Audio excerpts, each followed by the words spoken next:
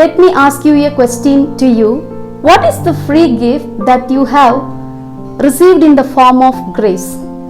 Once again I ask you, what is the free gift you have received in the form of grace? If you found the answer for this question, definitely I prophesy you that you have an entry ticket to enter in the kingdom of God. Our forefathers like Abraham, Moses, David never received this gift, but we have. So the free gift that you have received in the form of grace is nothing but the one and only the Holy Spirit who dwells in you.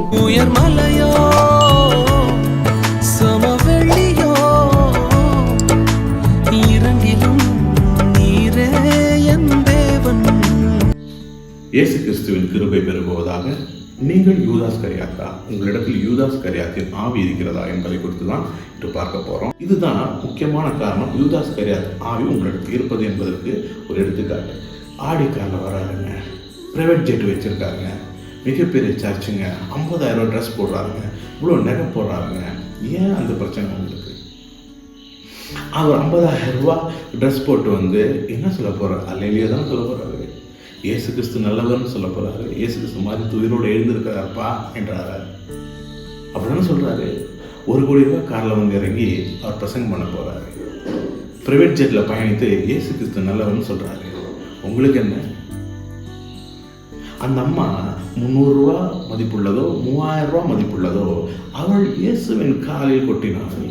அது அவளோட சந்தோஷம், அவளோட happiness. அது அங்கே இருக்கவங்களாம் என்ன நினச்சிருப்பாங்க, இவளுக்கெல்லாம் இவ்வளோ பெரிய விலை உயர்ந்த ஜாடி தேவையா? வெள்ளை நிற 10 நாளான ஜாடி, அதில் ரொம்ப ப்ரீஷியஸான பொருள், அது ஒரிஜினல் குவாலிட்டி, செகண்ட் குவாலிட்டியெல்லாம் கிடையாது, ஒரிஜினல் பியூரானது, ரொம்ப மகிமைக்குரியது, பெரிய பெரிய பணக்காரங்கள் வீட்டில், ராஜாக்கள் வீட்டில் இருக்க வேண்டியது இவள் கையில் இருக்கே என்று சுற்றி இருக்கிறவங்களாம் அவளை ஒரு மாதிரி பேசியிருக்கலாம். அவள் கொண்டு வரும்போது இவளுக்கெல்லாம் இந்த காரில் வரலாமா சொல்லியிருக்கலாம்.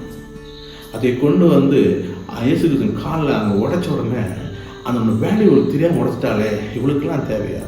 அவள் செய்தது இயேசுவுக்கு வேண்டி, அவள் அன்புக்கு வேண்டி, தன்னிட்ட இருக்கிறதுல பெஸ்ட்டை ஆண்டருக்கு கொடுத்தா. ஆனால் மற்றவர்கள் பார்வைக்கு அது மணி வேல்யூவாக தெரிஞ்சிச்சு, அது பிராண்டாக தெரிஞ்சிச்சு. இது தேவையானு சொன்னாங்க. இதை விற்று தருதலுக்கு கொடுத்துடலாம், நல்லது மாதிரியே இருக்கும். எப்படி தருதல் கொடுக்கணும் தானப்பா? ஆனால் அதல்ல இயேசு விரும்பினது. இயேசு விரும்பினது அதல்ல. அவள் இயேசுக்காக என்ன செய்தாள், அவள் மனசு எப்படின்றதான் அங்கே பார்க்கப்பட்டது. நிறைய நேரத்தில் நம்மளே ஒரு விஷயத்த கற்பனை பண்ணிக்கிட்டு நிறைய பேரை குறை சொல்லிடுறோம். யூதாஸ் கரியாத்தை போல மாறி விடுறோம், கிளவி பேச்சுக்களை பேச தொடங்கிடுறோம். அதனால உங்கள் 6ஆம் அறிவில் இருக்கிற நீங்கள் ரொம்ப ஜாக்கிரதை உள்ளவராக இருக்கணும். நம்ம 6ஆம் அறிவு தேவனால் கொடுக்கப்படலை, அது பிசாசினால் உங்களுக்கு தந்திரமாக உங்களுக்குள் வந்தது.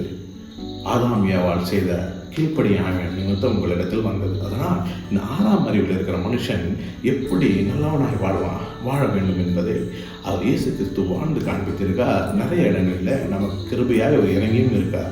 அந்த கிருபை இல்லாமல் இந்த 6ஆம் அறிவை நம்மளால் ஜெயிக்க முடியாது, வாழவும் முடியாது. Special secret for you.